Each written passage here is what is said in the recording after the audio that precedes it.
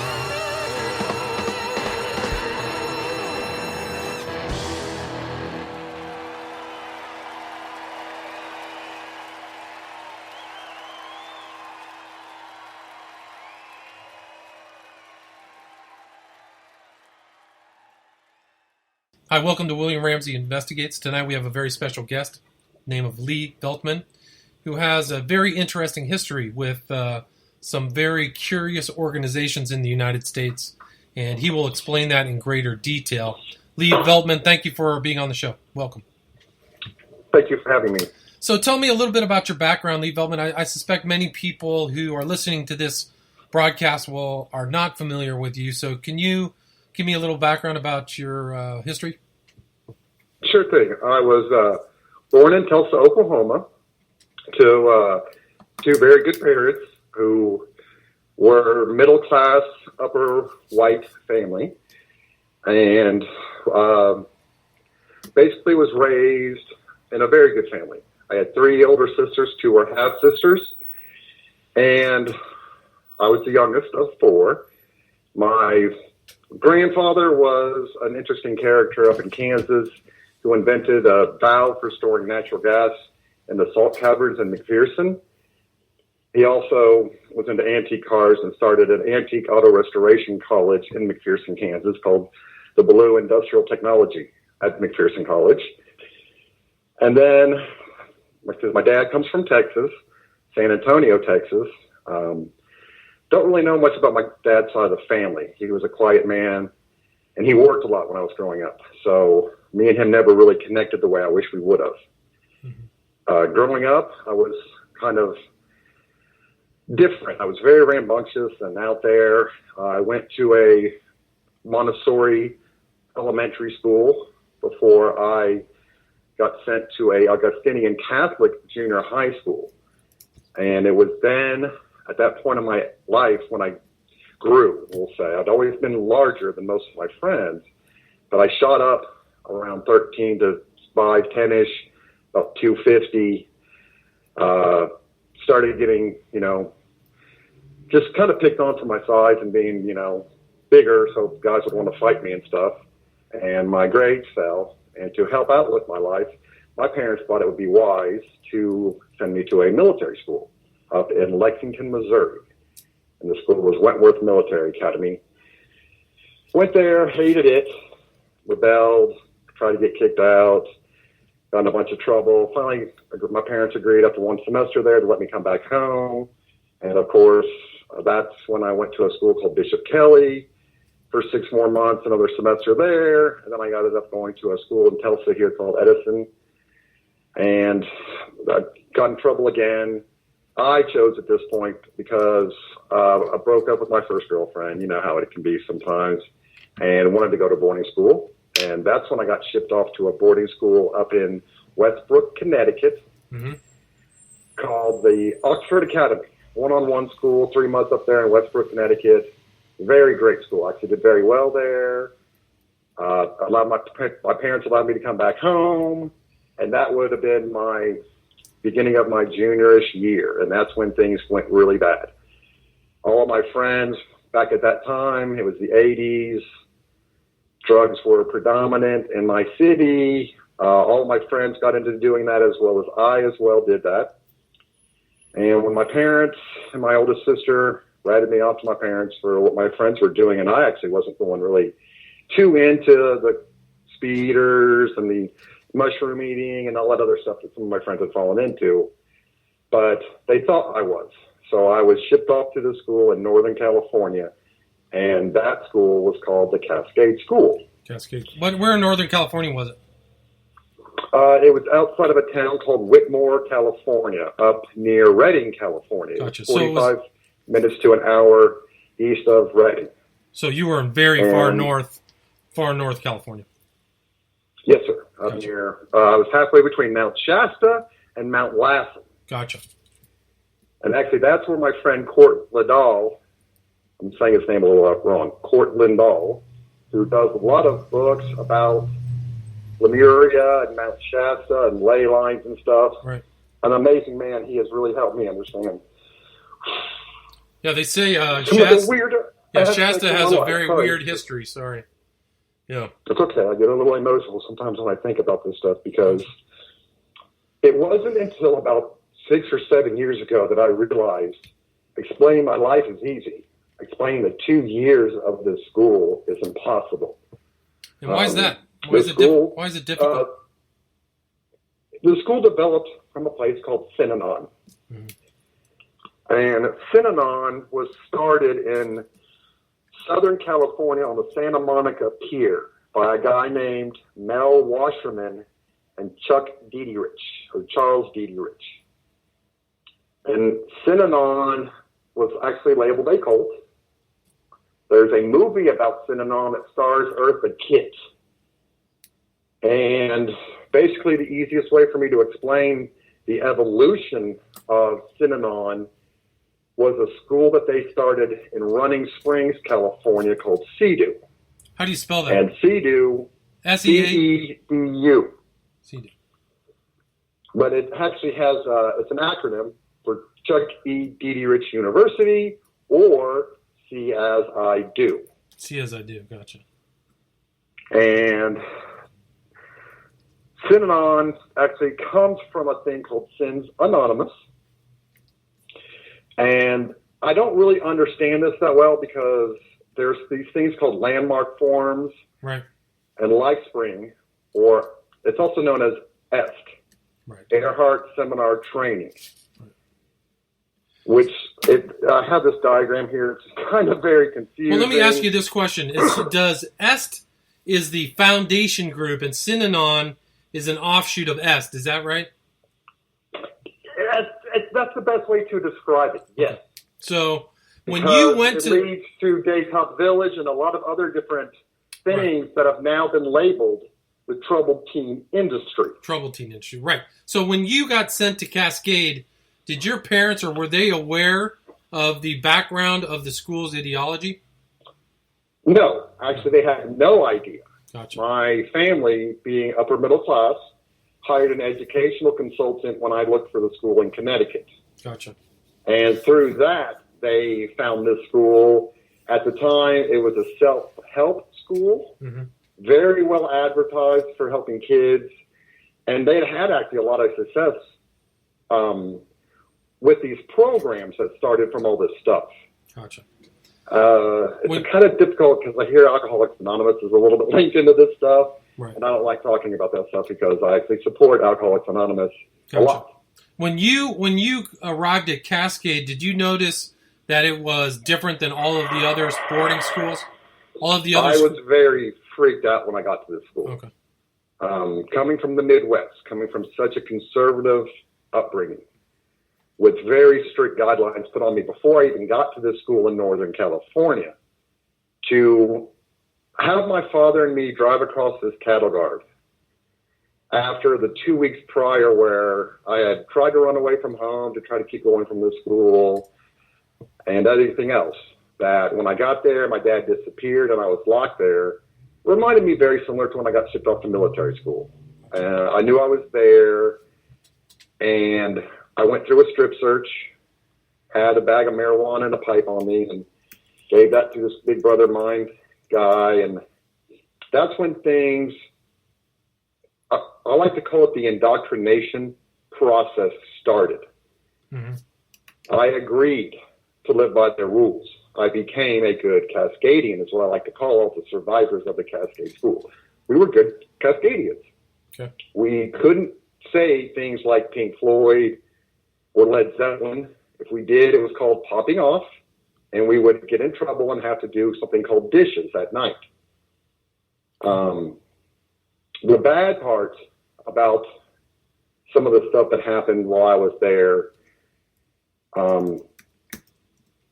it's just hard to talk about because it's hard to explain to people what confrontational therapy is, okay, and what developed out of these things. There was something called the Synanon Game. Okay. The Synanon Game became Cascade and CEDU forums or raps. And 3 times a week we would sit in a circle and basically destroy each other's egos, I guess. You know, if someone wasn't pulling their weight at the school, we would call them a whore, a slut, an asshole. I mean, like just anything we could use to tear these people down, to make them feel their feelings. Interesting. And so then the teachers and the administrators there were overseeing this type of activity. Is that correct? Yes, sir. Okay. One of the things, and I will actually refer to an article I printed out about a school that was also tied into this stuff, is a school that was called the Benchmark School for young adults. Okay.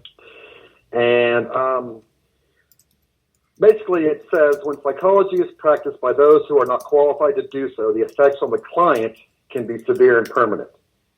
And since I like to explain this at this point, because I was a client of theirs, but I was the student. My parents were the clients. Gotcha. I was just the offspring of this stuff, I guess.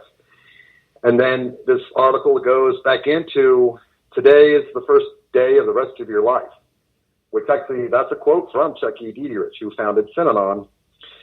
And it goes into this article, like it talks about, according to several sources, after a particularly harsh lecture from former counselor Joel Walters, who's now dean, I don't really understand what this article says, a student took his own life by jumping headfirst off a bridge onto State Street. Suicide attempts were relatively common when the person who wrote this article was at Benchmark Young Adult School. And in one case, a student who was sent there for ADHD got so distraught and miserable that he decided to slit his wrist just so he could get a vacation. Interesting. And so, in addition to these kind of breakdown, the ego sessions, what other types of psychological techniques did the Cascade School implement? That's where it's kind of strange, because I compare it to the 12 steps. Okay. They did workshops, and at CEDU, they were called prophets, which actually comes from Kahil Gibran's book, The Prophet. Prophet, gotcha. And so the workshops we did were actually labeled Truth, Youth, Friends, the Hero's Values, the Imagine, the I and the Me workshop, and then the Summit. And that's why things are so difficult for me to explain, because the people who I went to school with, we have a separation, because after I was there for 2 years, they changed the program. Gotcha. So you had a totally kind of unique program. It wasn't anything commensurate to the standard U.S. high school. Right. No, gotcha. Even within the troubled teen industry itself, Cascade is its own little bitty bubble. Gotcha. It's literally, when I look at this grid that I have from an article Maya Slavica wrote, it's Cascade and this other school called Carlbrook and this Elon school that's closed down now, and a bunch of others were all considered CEDU first-generation clones. And so it's always been very difficult, because when we talk about people who went through these schools, a lot of them got there because of something called transporters. What's that? Now, basically, a kid would be woken up at 2 a.m. by two off-duty cops and basically handcuffed and taken to the school. A lot of these kids get sent to these schools through court order. Interesting. Like they have a choice to go to this boarding school or go to jail sometimes. So when you were there at Cascade, what was the proportion of children that were sent there by court order compared to those sent by their parents? I'd say 15% only. Basically, parents had to be well off to afford the school. I think Gotcha. The school ran about $180,000 for the 2-year program. Wow, that's a lot. No one leaves the school for a whole entire year. So you never left the school for Cascade for a year, is that correct? Correct, except for weekend visits and stuff that were very heavily monitored. All communication between the client and family and any friends were monitored. And that's one of the things that I didn't realize until later on in life, that I actually disassociated from my family through this program. I replaced my family with the school and the counselors at the school. And so for me to find out about 5 years ago, reading this article, that there was links between all this stuff, right, and some really tragic things that happened at this school. While I was there, a male counselor, like I said, I think maybe 2 male counselors were hired. And I do know one of the counselors molested a couple of boys. What was the age group of the school? Was it all high school students? Just high school students? Yes, sir. Gotcha. High school is basically between 13 to 18 or 17 was the age rate they preferred to have. Right. When I was sent there, I was 17 to 19. How many kids were there while you were there? Oh, when I got there, there must have been about 150. Okay, they built a couple more dorms through the year. I think capacity of the school went to about 350. And basically, at one point, they were putting people anywhere they could. Gotcha. And these were from all over the country, correct? Yes, sir. Okay. Hi, this is William Ramsey. While we're on break, I'd like to talk about my website, occultinvestigations.com, where you can find all of my books. And I'm currently making a documentary about the Smiley Face Killers. So if you have a chance, please go to Indiegogo.com, type in my name, William Ramsey, and take a look at the project. And if you are interested, please contribute. Thank you very much, and back to the show. You were talking about the Cascade School, some of the stuff that you went through. You were there for 2 years. Can you tell me a little bit more about kind of what was going on at the school and the relationship between the administrators and the school, the students? Basically, it was a really good school. Most of the counselors there were there trying to do what was best for these students that were coming from dysfunctional families. And most of the counselors there came from that environment themselves. Unbeknownst to me and other people, this stuff started 20 years before the school even opened up and still progresses to this day. Gotcha. The disassociation that they do through an indoctrination program of breaking down the family and stuff through different workshops that they did. At CEDU, it was called the Brothers Keeper. Gotcha. At Cascade, it was the Truth, Youth, and Friends celebrations. One of the things that they loved to use was music. And in these different celebrations and workshops that we would do, I Am a Rock, I Am an Island by Simon and Garfunkel. Right. Was one of the songs that really can impact me to this day. And then they did different exercises. One of the hardest things and the things I didn't understand was the Truth celebration. After being at the school for 3 months, basically, not being able to communicate with any of my past, learning the rules, learning how to not break the agreement so I didn't end up having to do dishes.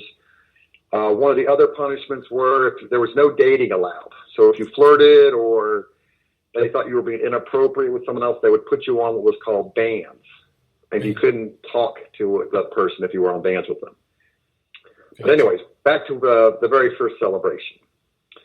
It was called The Truth, and basically it was on a weekend from Friday to Sunday, and, they would announce these celebrations or workshops, and they put this piece of paper on the thing, and everyone would be like, oh, they're going through this or this.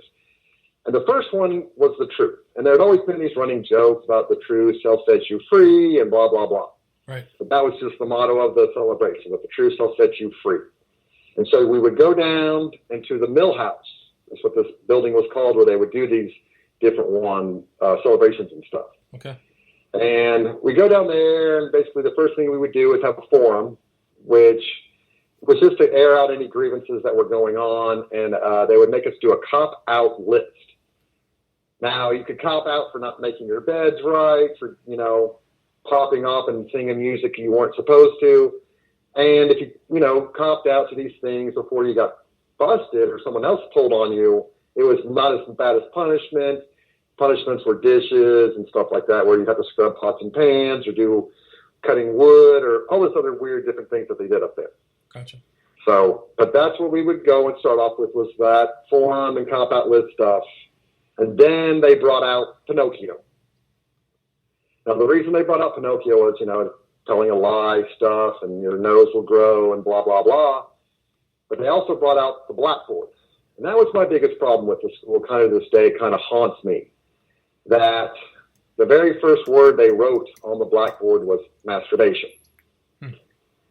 And as a 17-year-old virgin at the time at the school, I was very glad my friend Chad Farmer was there. He basically was like, what? You want to know? It's no big deal. And so it made it easier for all of us to talk about these things. Gotcha. But one of the things that developed from this was, and the whole point of doing this exercise was to get these kids to feel comfortable being there. We had all come from very different backgrounds, very different experiences, right. And they didn't want us to feel like we couldn't speak about anything. Okay. So while I understood that, I didn't think that them trying to get information of a negative aspect was really appropriate, especially as a 17-year-old young man there sitting next to a 13-year-old girl who was only there because her parents had passed from a car accident. Gotcha. Or other reasons like that, So these kids were there to school, not for being juvenile delinquents. Because I earned my right to the school. Right. I didn't behave. I snuck out my parents' car. I did a lot of things I wasn't proud of. But sitting next to a person who was only there because of stuff that happened to her or him even, because there was many boys there and stuff. And then they were, writing down words on this chalkboard like masturbation, incest, pedophilia. Right. And it wasn't until many years later that I learned at Cinnamon and stuff, they were doing that stuff, that they would take that information and maybe they were blackmailing families, I hear. Interesting. So that's the thing, is the CEDU school is the one that has all the drama around it. While there's a lot of drama with the Cascade School, and it did get shut down for pedophilia or abuse of some kind, because I don't really know the whole story that well. That's why I'm wanting to rather tell this story as honest as I can, so that other people will feel free to speak about these things and not have to be ashamed. Right now in today's society, there's no way I can get around this. Uh-huh. We are fighting over principles and personalities. Gotcha. Democrat or Republican, Catholic or Muslim, immigrant or native. There's so many different aspects to different perspectives here that when I started seeing that I was losing friends trying to understand my own past, that my family has a hard time speaking with me because I wanted to understand why these things happened. Right. The dysfunction of my family started before I was born. My mother's previous marriage and divorce, my grandfather being an alcoholic, bipolar right. person, and other things is how I ended up where I was. And it's one of the blessings of my life, too, because I was able to go on from the school and do the research I've been doing these last 5 years to understand this stuff, to come to be able to talk about differences between the businesses that currently are operating within the troubled teens industry. Gotcha. There's many acronyms, there's many different ways to label these things, to speak about a place like an Outward Bound or something called SUWS, Survival Urban Wilderness Schools, are just two different aspects of different wilderness places. And, so some people will call it a summer camp. Other people will be like, oh, no, those places are where they make these kids hike in the desert and blah, blah, blah. It's not that bad to me. I'm also not going to be a person as a man to sit here 25 years later going, if I had a troubled teen, I wouldn't want him going to this location because I know that maybe this counselor is too abusive, too verbally abusive, physically abusive, et cetera, et cetera. And through the last 5 years, I've met some amazing people. Lily, Angela Smith, who runs Heal Online, has done a lot of the resources that I use. I'll refer to her webpage. And so that's why I come to where I am, because I don't want to get caught between this group or that group. I don't want to say that this school and the way they do their educational programming is negative if the recovery rate is high. There's not a very high recidivism rate as well.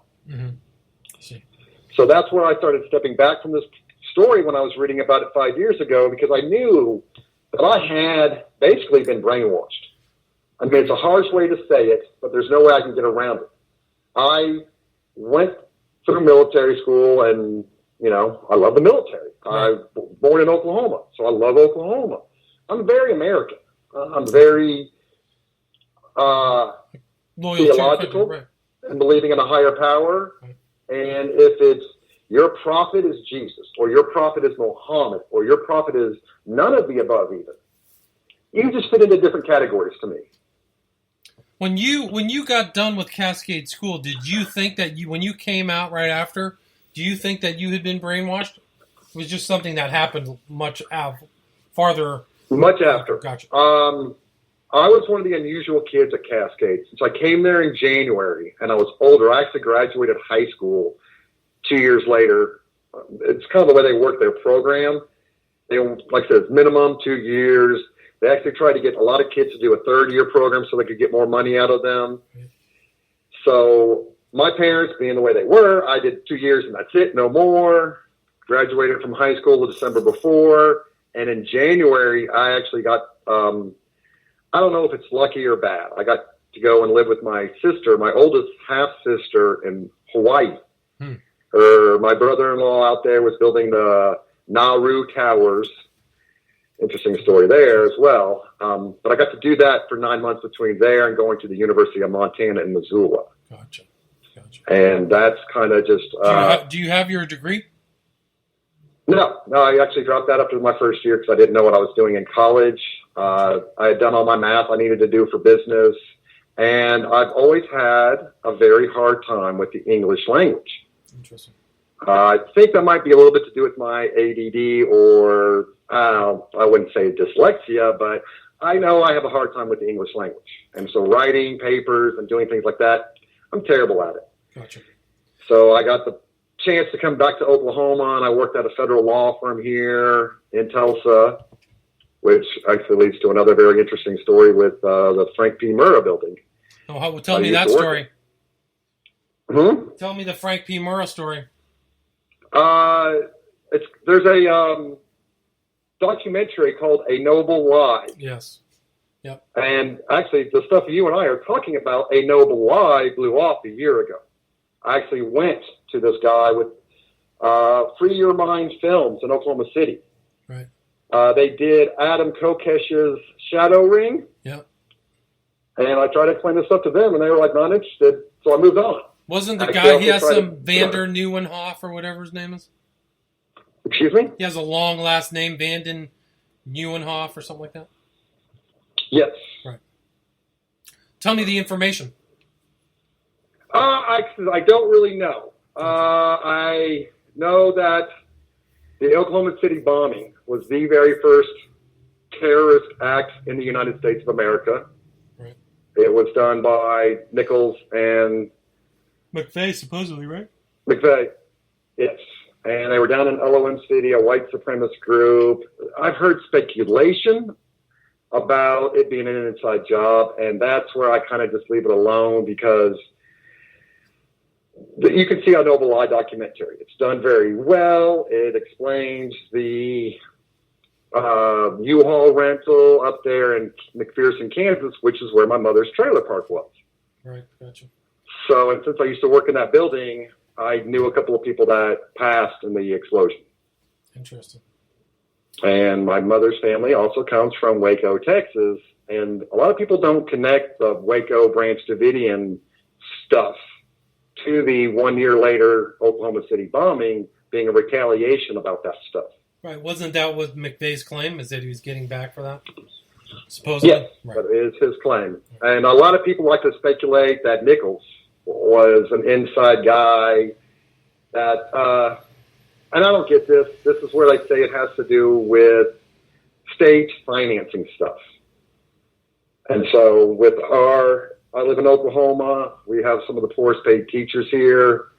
A lot of political issues going on right now here with the police and sheriff's forces, with some people being murdered in questionable situations, we'll say. Gotcha. Just to be politically correct about it, because I don't understand it. I have worked security here. I know many police officers and sheriff's officers. I respect the law. I would like to see the state of Oklahoma legalized, to be honest with everybody. Interesting.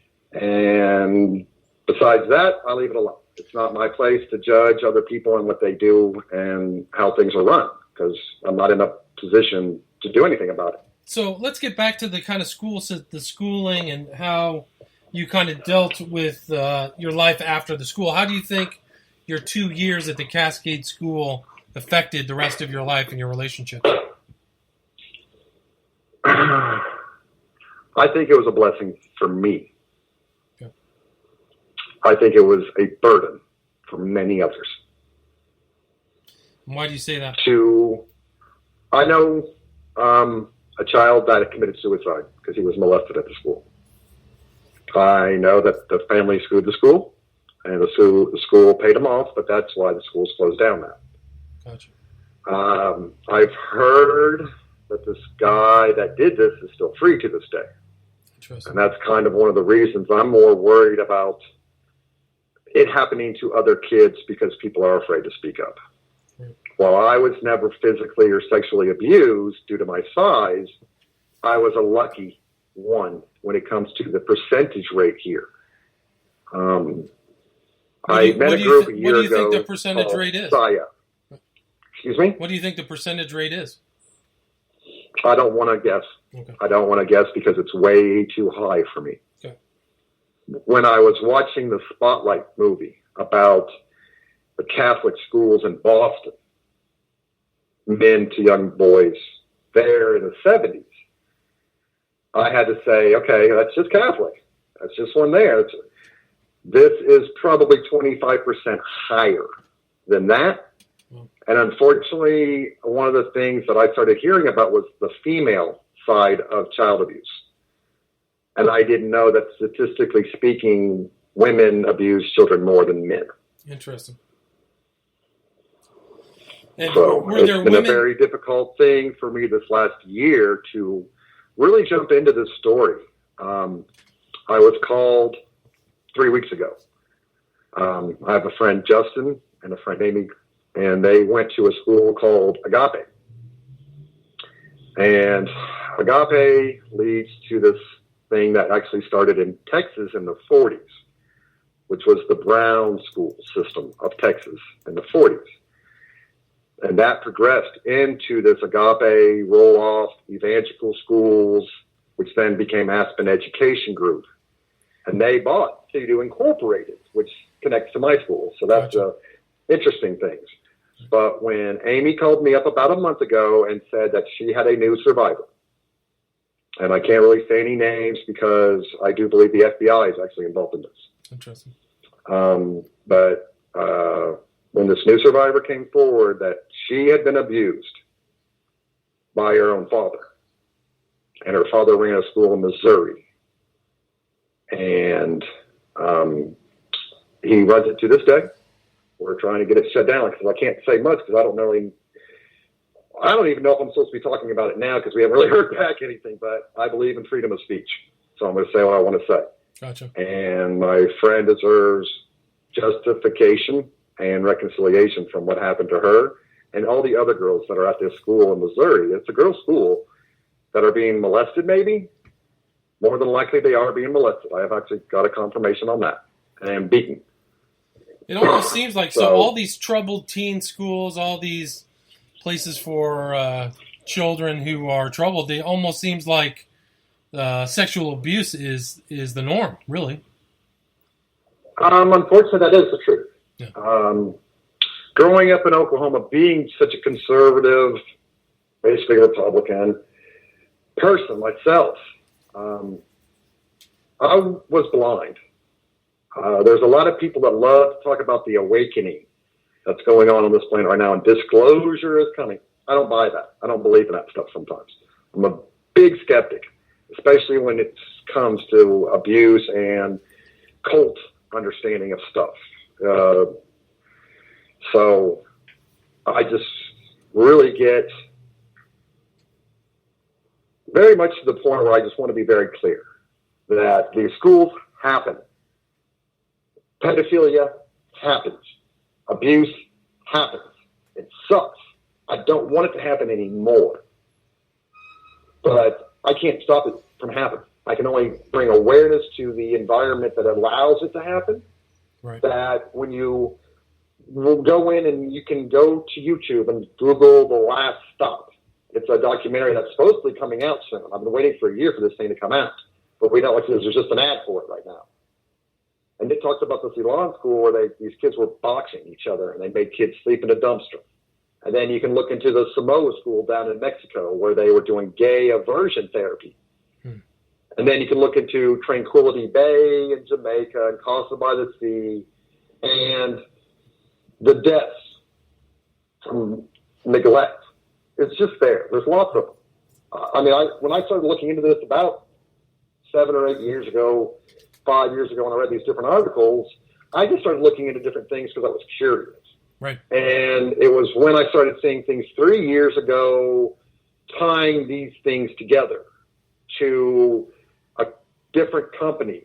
And that's where I was like, okay, the DARE Straight Incorporated program wasn't the same as the school I went to in California, but I did do both programs.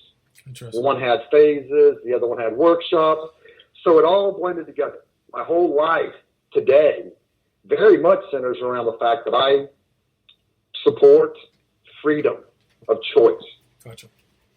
Well, freedom of choice. A lot of these people are making choices about sending their children to troubled schools all over the country without knowing that these places are places where abuse is endemic, right? Correct. And it was when I had friends being sent to these places today. Right. So it's Florida, it's Michigan, Georgia, Canada, Kentucky, and your instance was to California. Yes, sir. And most of the things that happened in Utah. Yeah. Most of these abuse cases. Why is Utah like a center point for all of these kids where they get sent, to these tough love? The law. Yeah. Utah's polygamist laws. Interesting. Sorry, it's what it is. I don't really know how. There's a company called Worldwide Association of Specialty Programs. Anyone can Google WASP is what I call it because that's the acronym. It's a subcategory of a company called Bain Capital, which is underneath Mitt Romney. Right. So I don't think it has anything to do with the Mormons, to be honest with you. I know that these schools were owned by this company. Right, which is owned in part, which Romney was a partner. So he's basically making money off of these, high schools, tough love high schools, or whatever you want to call them, right?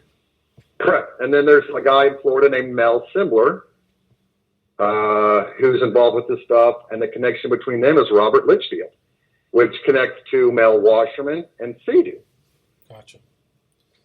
So it's a very confusing mess. I am sorry if people are hearing this and being like, what are you talking about? Do your own research. Right. So you say, Lee, that this school was helpful to you, but there's also abuse there. Would you recommend somebody who had a history of a troubled teen send somebody to one of these schools? No. Gotcha. What would you say is there? What's the proper, or what would you recommend instead? A better system. Okay. It's very hard because I didn't get sent to the school first. I got sent to a military school first. Right. I got sent to a rehab first. I got sent to these other places where they use different indoctrinations to work their program. One of the big things in Alcoholics Anonymous is it works if you work it. And that's kind of the truth. I did 10 years in Alcoholics Anonymous. I actually left Alcoholics Anonymous due to my father's getting prostate cancer and me calling a friend of mine that lives in Israel. And he told me to look up everything about Rick Simpson oil. And when I started learning that I could treat up to stage 3 cancers, Parkinson's, Alzheimer's, dementia, I was very interested in learning as much as I can. So that's kind of one of the things that set me down this path that has led me to today. Gotcha. Have you treated people medically with Rick Simpson oil? I personally know it's against the law where I am. Gotcha. I have friends in Colorado Springs. Mm-hmm. And Jason Cranford's a good friend of mine who does Haley's Hope. I send people to those people. I know that I know very little when it comes to this stuff. My friends are PhD, Johns Hopkins University kind of people. They've done their due diligence here. But you have heard success stories with the treatment. Oh, yes, sir. We have many success stories here. We've got Landon, who is a young boy that was diagnosed with leukemia. And he's alive today. That's good. Yeah, I mean, there's tons of success stories with Rick Simpson Oil. So let's just wrap, let's just come to a conclusion. Is there anything else that you would like to add about your story, survival story with Cascade, or anything you'd like to recollect? There's 1,000 things I could add at this point. Okay, do it. With the school, CEDU stuff, it's very much, you have to be very careful because there was the CEDU school in Running Springs, California. But then there was also CEDU Incorporated, which included that school, plus a place called Rocky Mountain Academy and Boulder Creek Academy. And so these things will split off into different things. And yes, it sucks that there are schools today that really basically are using really good advertising to basically get children to come to their schools for too much money. And I just really want to see many parents do what's right for the children. So what would you recommend? I mean, you said, a better system, but is there any other alternative other than these types of schools? I think parents need to be parents. Gotcha. I know that for me, with my family, I'm an exception to the rule with the dysfunction that happened within my family. My parents divorced. They didn't get along very well. My father was preferring to work and not come back to the house with 3 girls, and my mother there yelling all the time. I don't blame my father for me and him not being as close as I wish we were today. I hope my family will hear this one day and maybe understand I didn't want the disintegration of what's happened to my family through my mother's passing 2 years ago to happen. Gotcha. Basically, most families, I think, are great. Most families don't deal with this stuff. Most kids aren't as juvenile delinquent as me and my friends were and the people that fit into this category. Gotcha. If you have a troubled child, connect with them. Get involved in their life. Homeschool them if that's the necessary thing if they're not doing well at school. If you need help with this stuff, Heal Online, Safety Schools Online. There's many web pages. Do your due diligence. Find a place that this kid could go and get the education for him that suits him. Many kids are so different today. And with basically the Common Core education that basically narrows it down to a very structured program, doesn't work. So one-on-one schools, homeschools, I'm really a big fan of the Montessori school system since I went to a Montessori school, Montesino here in Tulsa. Gotcha. Which allows the kids to play more, hour, 15-minute break, 2 hours, 30-minute breaks. Kids need to move. And so it is what it is. There's no good solution here. Gotcha. Well, I mean, at least you're advising people, kind of work within the family and keep the people at home instead of sending them off to these coercive environments. Well, that's one of the things I've really noticed these last 5 years of my life, the disintegration of the family unit. I used to argue with another survivor of the CEDU school, Liam Sheff, who actually on YouTube, if you go and look up the troubled teen industry, or Liam Sheff has got a bunch of good videos about the CEDU school. But he's into tribalism. He's into no piece of paper to get married, no licenses and stuff like that. Me and him butt heads about this stuff. I still respect the guy. Heard he's had some bad physical ailments lately. So, but yeah, you can agree to disagree here.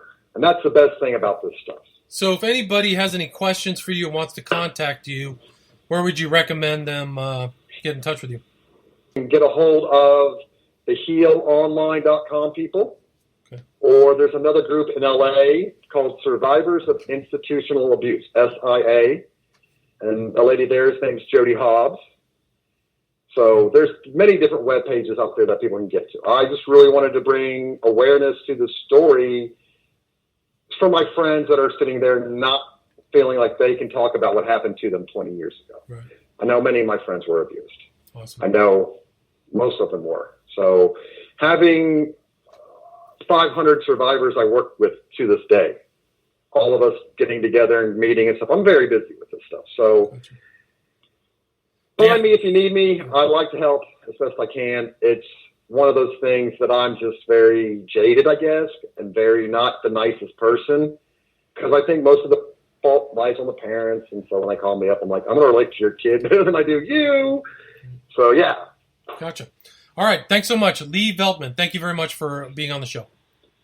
Thank you, Mr. Williams. All right. Okay, that was Lee Veltman talking about the Cascade School and his experiences. Just a reminder, all my books are available at occultinvestigations.com. I also have an active YouTube channel under William Ramsey Investigates. And again, I have a Indiegogo campaign currently about the SFK or smiley face killers. So if you go to Indiegogo, type in SFK or my name, William Ramsey, and take a look at the project. And if you're interested, please contribute. Thank you and have a great night.